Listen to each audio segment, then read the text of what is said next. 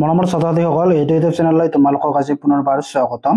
আজি তোমালোকৰ বাবে অষ্টম শ্ৰেণীৰ বিজ্ঞানৰ অধ্যায় নম্বৰ 7 উদ্ভিদ আৰু প্ৰাণীৰ সংৰক্ষণ নামৰ পাঠটোৰ সকলো পাঠভিত্তিক প্ৰশ্ন উত্তৰ আৰু লগতে পৰীক্ষাত আহিবলগীয়া ইম্পৰ্টেণ্ট প্ৰশ্ন উত্তৰ আলোচনা কৰিম। তো ছাত্ৰ-ছাত্ৰীসকল ভিডিঅ'টো স্কিপ নকৰাকৈ লাষ্টলৈকে চাই থাকিব আৰু যদি মোৰ চেনেলটোত নতুন আহি থাকে তেনেহ'লে ছাবস্ক্ৰাইব কৰিবলৈ নাপাহৰিব।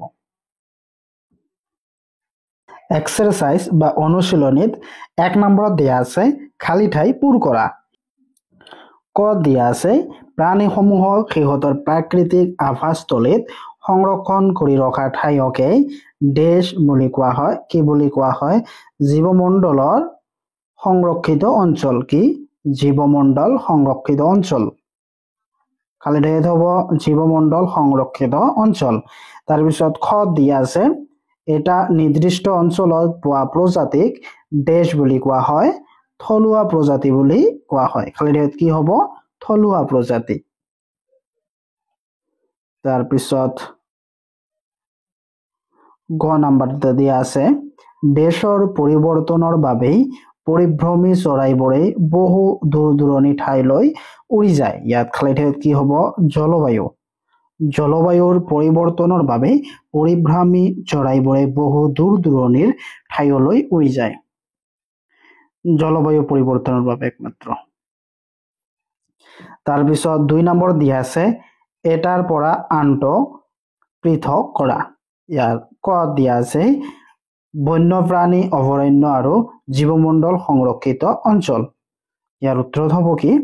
বন্যপ্ৰাণী অভয়াৰণ্য আৰু জীৱমণ্ডল সংৰক্ষিত অঞ্চলৰ মাজত পাৰ্থক্য হ'ল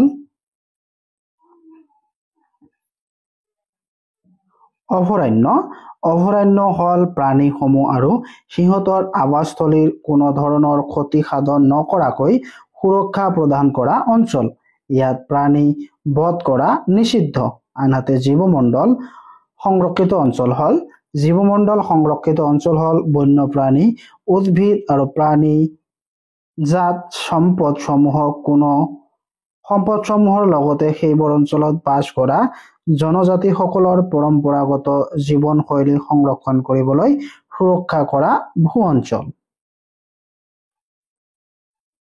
তাৰপিছত খ দিছে চিৰিয়াখানা আৰু অভয়াৰণ্য। ইয়াৰ উত্তৰ হ'ব চিৰিয়াখানা আৰু অভয়াৰণ্যৰ মাজত পাৰ্থক্য হ'ল চিৰিয়াখানা যি অঞ্চলত প্ৰাণীসমূহক সিহঁতৰ আৱাসস্থলীক কৃত্ৰিমভাৱে প্ৰাকৃতিক ৰূপলৈ পৰিৱৰ্তন কৰি সংৰক্ষণ কৰি ৰখা হয় তাক চিৰিয়াখানা বোলে। অভয়াৰণ্য হ'ল এক বৃহৎ বনাঞ্চল য'ত বন্যপ্ৰাণীসমূহৰ সুৰক্ষা আৰু স্বাভাৱিক জীৱন যাপনৰ ব্যৱস্থা কৰা হয়। অভয়াৰণ্যত প্ৰাণী বধ বা চিকাৰ কৰা নিষিদ্ধ। তাৰপিছত গ দিয়া আছে বিপন্ন আৰু বিলুপ্ত প্ৰজাতি। ইয়াৰ উত্তৰ হ'ব বিপন্ন আৰু বিলুপ্ত প্ৰজাতিৰ মাজত পাৰ্থক্য। বিপন্ন প্ৰজাতি যিবোৰ প্ৰাণীৰ সংখ্যা এটা নিৰ্দিষ্ট পৰ্যায়লৈ হ্ৰাস হৈ বিলুপ্তৰ পথলৈ গৈ আছে তাকেই বিপন্ন প্ৰজাতি বোলে। আনহাতে বিলুপ্ত প্ৰজাতিবোৰ পৃথিৱীৰ পৰা বহু বছৰ আগতেই নোহোৱা হৈ গৈছে, যেনে ডাইনাছৰ বহুত বছৰ আগতেই পৃথিৱীৰ পৰা নোহোৱা হৈ গৈছে। আৰু বিপন্ন যিবিলাক পৃথিৱীৰ পৰা নোহোৱা হৈ আছে লাহে লাহে, এইবিলাকক বিপন্ন প্ৰজাতি বোলে। তাৰপিছত খ দিয়া আছে উদ্ভিদ ফুল আৰু প্ৰাণীকুল। ইয়াৰ মাজত পাৰ্থক্য হ'ল উদ্ভিদকুল কোনো এক বিশেষ অঞ্চলত পোৱা উদ্ভিদক উদ্ভিদকুল বোলে। আনহাতে প্ৰাণীকুল কোনো বিশেষ অঞ্চলত থকা প্ৰাণীসমূহক প্ৰাণীকুল বোলে। তাৰপিছত 3 নম্বৰত দিয়া আছে বনাঞ্চল ধ্বংসৰ প্ৰভাৱ তলত দিয়া বোৰত কেনেদৰে কি কৈছে 3 নম্বৰত বনাঞ্চল ধ্বংসৰ প্ৰভাৱ তলত দিয়া বোৰত কেনেদৰে পৰে আলোচনা কৰা। কত কি দিছে বন্যপ্ৰাণী। ইয়াৰ উত্তৰত হ'ব বনাঞ্চল ধ্বংসৰ প্ৰভাৱত বন্যপ্ৰাণীৰ পৰিৱেশ বিনষ্ট হয়। বনাঞ্চল থকা প্ৰাণীৰ বাসস্থান আৰু জলবায়ুৰ পৰিৱৰ্তন ঘটে, ফলত প্ৰাণীবোৰ বিপন্ন হ'বলৈ ধৰে আৰু অৱশেষত বিলুপ্ত হয়। তাৰপিছত খ পৰিৱেশ। ইয়াৰ উত্তৰত হ'ব বনাঞ্চল ধ্বংস হ'লে পৃথিৱীৰ বায়ুমণ্ডলৰ উষ্ণতা বাঢ়িব, সেউজগৃহৰ প্ৰভাৱে দেখা দিব, পৰিৱেশ প্ৰদূষিত হ'ব, বৰষুণ কমি যাব, বায়ুমণ্ডলৰ অক্সিজেনৰ পৰিমাণ কমি যাব, ফলত প্ৰাণীকুলৰ উশাহ নিশাহৰ সমস্যাই দেখা দিব, মাটিৰ উৰ্বৰতাও কমি যাব আৰু গৰাখহনীয়াৰো সৃষ্টি হ'ব।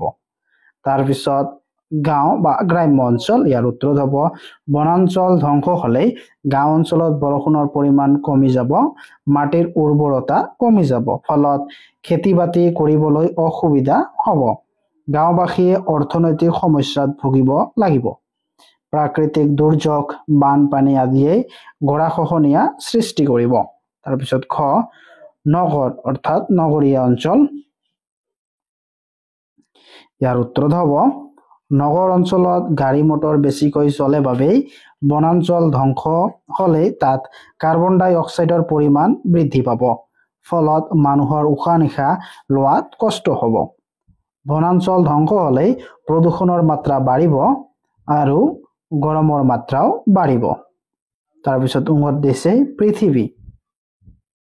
ইয়াৰ উত্তৰত হ'ব বনাঞ্চল ধ্বংসৰ ফলত পৃথিৱীৰ গোলকীয় উষ্ণতা বাঢ়ি যাব, সেউজগৃহৰ প্ৰভাৱ ঘটাৰ ফলত পাহাৰ পৰ্বতৰ ওপৰত থকা বৰফবোৰৰ গলন আৰম্ভ হৈ যাব, ফলত নামনি অঞ্চলত মহাপ্ৰলয়ৰ সৃষ্টি হ'ব পাৰে, মাটিৰ উৰ্বৰতা কমি যাব, ভূপৃষ্ঠও শিলাময় হ'ব, সাগৰৰ জলপৃষ্ঠৰ উচ্চতা বাঢ়িব। তাৰপিছত চত দিছে উত্তৰ প্ৰজন্ম। ইয়াৰ উত্তৰত হ'ব যদি বনাঞ্চল ধ্বংস হৈ যায় তেতিয়া গোলকীয় উষ্ণতা বৃদ্ধিয়ে পৰ্বতৰ ওপৰৰ বৰফবোৰ গলাই পেলাব, মহাপ্ৰলয়ৰ সদৃশ বানপানী হ'ব, সাগৰ পৃষ্ঠৰ উচ্চতা বাঢ়ি সমুদ্ৰৰ উপকূল অঞ্চলত থকা দেশবোৰ পানীৰ তলত নিশ্চিহ্ন হৈ পৰিব। উত্তৰ প্ৰজন্মই এইবোৰ দেশৰ অস্তিত্ব নাপাব। গছ বৃক্ষ ধ্বংসৰ ফলত বনজ সম্পদ যেনে কাঠ, কয়লা, পশু পক্ষী আদিৰ বিলুপ্ত ঘটা দেখা যাব। তাৰপিছত পৃথিৱীৰ উত্তৰ প্ৰজন্মৰ অস্তিত্বই বিপন্ন হ'ব। তাৰপিছত 4 নম্বৰত দিছে কি হ'ব পাৰে যদি। ইয়াত ক নম্বৰত দিছে আমি গছ কাটি গৈ থাকো। ইয়াৰ উত্তৰত হ'ব কি আমি গছ কাটি গৈ থাকিলেই বায়ুমণ্ডলত কাৰ্বন ডাই অক্সাইডৰ পৰিমাণ বাঢ়ি যাব আৰু অক্সিজেনৰ পৰিমাণ কমি যাব, গতিকে প্ৰাণীকুলৰ লগতে মানুহৰ জীৱন বিপন্ন হ'ব, বৰষুণৰ পৰিমাণ কমিব, প্ৰদূষণৰ মাত্ৰা বাঢ়িব, অত্যাধিক গৰম হ'ব, মাটিৰ উৰ্বৰতা কমি যাব, প্ৰাকৃতিক দুৰ্যোগ বানপানী আদিয়ে গৰাখহনীয়াৰ সৃষ্টি কৰিব। তাৰপিছত খত দিছে প্ৰাণীৰ আৱাসস্থলী আৰু বিঘ্নিত হয়। ইয়াৰ উত্তৰত হ'ব প্ৰাণীৰ আৱাসস্থলীৰ বিঘ্নিত হ'লেই প্ৰাণীৰ বাসস্থানৰ অভাৱ ঘটিব, বহু প্ৰাণীৰ জীৱন বিপন্ন হ'ব, প্ৰাণী বিলুপ্ত পাবলৈ আগবাঢ়ি যাব। তাৰপিছত গত দিছে মাটিৰ ওপৰৰ স্তৰ মুকলি হৈ থাকে। ইয়াৰ উত্তৰত হ'ব মাটিৰ ওপৰৰ স্তৰ মুকলি হৈ থাকিলেই মাটিৰ খহনীয়াৰ সৃষ্টি হ'ব, ক্ষয় যোৱাৰ ফলত মাটিৰ উৰ্বৰতা হ্ৰাস পাব, খেতি বাতি ভাল নহ'ব, শস্যৰ অভাৱ, খাদ্যৰ নাটনি হৈ দুৰ্ভিক্ষই দেখা দিব। তাৰপিছত 5 নম্বৰত দিছে চমুকৈ উত্তৰ লিখা। ইয়াৰ ক নম্বৰ কোৱেশ্চনত দিছে জীৱ বৈচিত্ৰ্যক আমি কিয় সংৰক্ষণ কৰিব লাগে।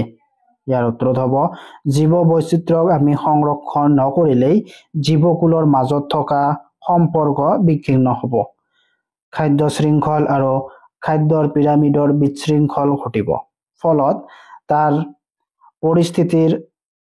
পৰিস্থিতিতন্ত্ৰত বিজুতি ঘটিব, ফলস্বৰূপে বহু জীৱৰ বিপন্ন আৰু বিলুপ্ত ঘটিব। সেই জীৱ বৈচিত্ৰ্যক আমি সংৰক্ষণ কৰিব লাগে। তাৰপিছত খ নম্বৰ কোৱেশ্যনত দিয়া আছে সংৰক্ষিত বনাঞ্চল বন্যপ্ৰাণীৰ বাবে সম্পূৰ্ণভাৱে সুৰক্ষিত নহয় কিয়?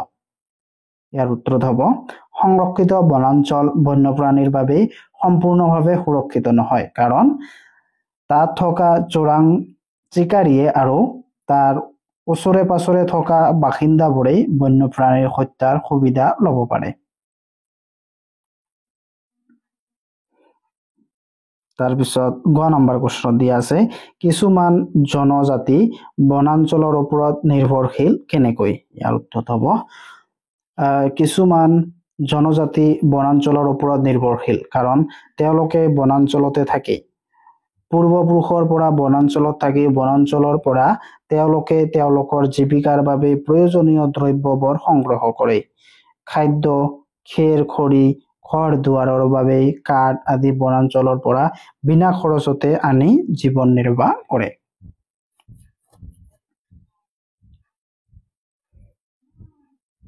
তাৰপিছত খত দিয়া আছে বনাঞ্চল ধ্বংসৰ কাৰণ আৰু পৰিণতি কি? ইয়াৰ উত্তৰত হ'ব বনাঞ্চল ধ্বংসৰ কাৰণ হ'ল 1. মানুহৰ জনসংখ্যাৰ বিস্ফোৰণ, 2.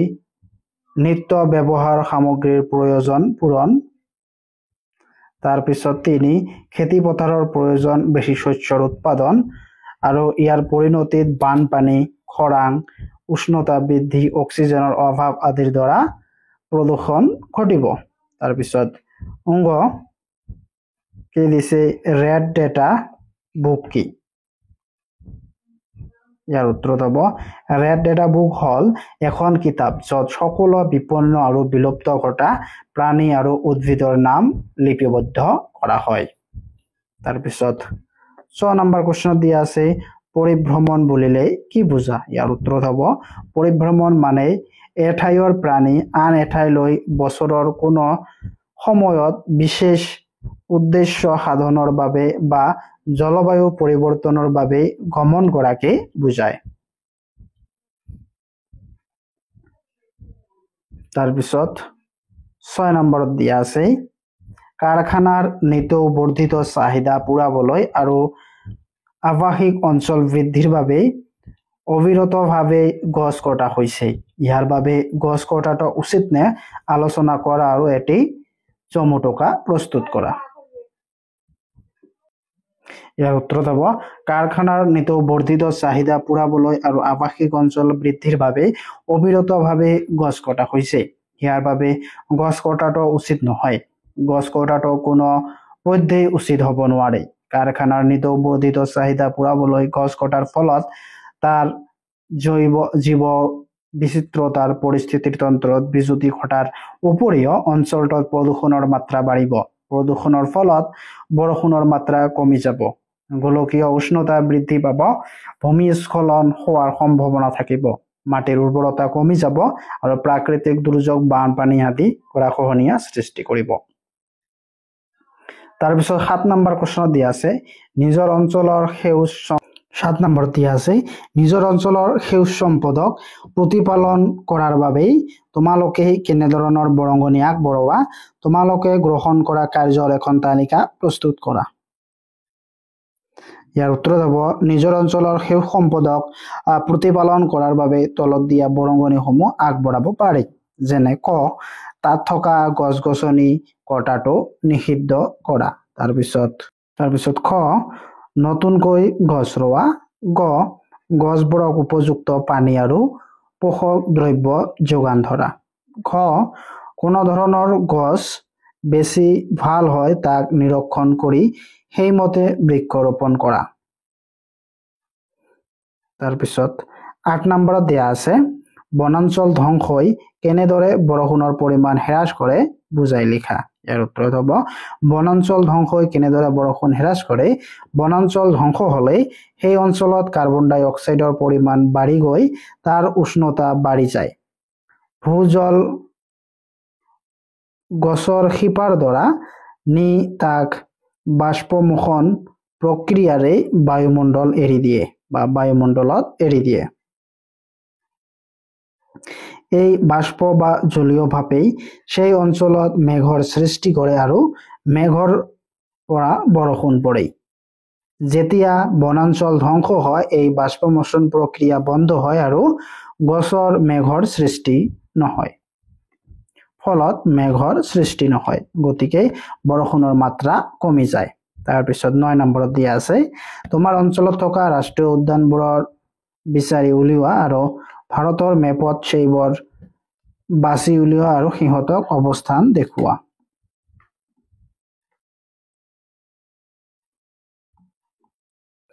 এটা তোমালোকে ভাৰতৰ মেপখনি উলিয়াই আৰু অসমৰ মেপটো উলিয়াই তোমালোকে নিজে নিজে কৰি ল'বা।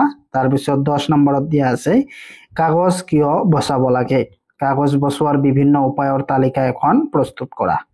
ইয়াৰ উত্তৰ হ'ব কাগজ উদ্ভিদ যেনে বাঁহ, খেৰ আদিৰ পৰাই তৈয়াৰ কৰা হয়। গতিকে কাগজ শিল্পত বাঁহৰ ব্যৱহাৰ চাহিদা অনুপাতে বৃদ্ধি হৈ আহিছে। ইয়াত বচাবলৈ হ'লে এইকেইটা কাম কৰিব লাগিব। ক যদি কাগজ বচাই চলো তেন্তে বাঁহৰ কিছু ৰাহি ঘটিব। এইটো কৰিলে বনাঞ্চল ধ্বংস কমিব। তাৰপিছত খ কাগজ বচালে বিদ্যুৎ শক্তি আৰু তাত ব্যৱহাৰ হোৱা পানীৰ পৰিমাণ হ্ৰাস পাব। তাৰপিছত গ কাগজ উদ্যোগৰ পৰা হোৱা প্ৰদূষণৰ মাত্ৰা কমিব। তাৰপিছত কাগজ বচোৱাৰ উপায় হ'ল ক কাগজ ব্যৱহাৰৰ মিতব্যয়িতা, খ ব্যৱহাৰ হৈ যোৱা কাগজক পুনৰ ব্যৱহাৰ কৰা, গ কাগজ পোৰা কাৰ্য বন্ধ কৰা আদি। তাৰপিছত 11 নম্বৰত দিয়া আছে শব্দৰ খেলটো সম্পূৰ্ণ কৰা। ইয়াত 1 নম্বৰত দিছে মাটি উৰ্বৰ কৰা এবিধ জৈৱ উপাদান, এইটো হৈছে হিউমাছ। তাৰপিছত 2 নম্বৰত দিয়া আছে 5 মাৰিৰ জীৱমণ্ডল সংৰক্ষিত বনাঞ্চল এবিধ থলুৱা প্ৰজাতি হ'ল, ইয়াৰ কি হ'ব উৰণীয়া কেকেটুৱাঙ্গা। তাৰপিছত 3 নম্বৰত দিয়া আছে মানুহেই দৰ্শন কৰিব পৰাকৈ বিভিন্ন প্ৰাণীক কৃত্ৰিমভাৱে তৈয়াৰী আৱাসস্থানত ৰখা ব্যৱস্থা, এইটো হ'ল চিৰিয়াখানা।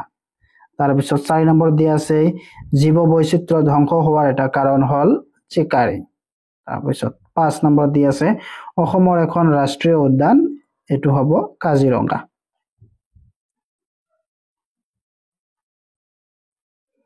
তাৰপিছত 6 নম্বৰত দিছে গছৰ পৰা উৎপন্ন কৰা এবিধ লিখনি বা লিখন সামগ্ৰী হ'ল কাগজ।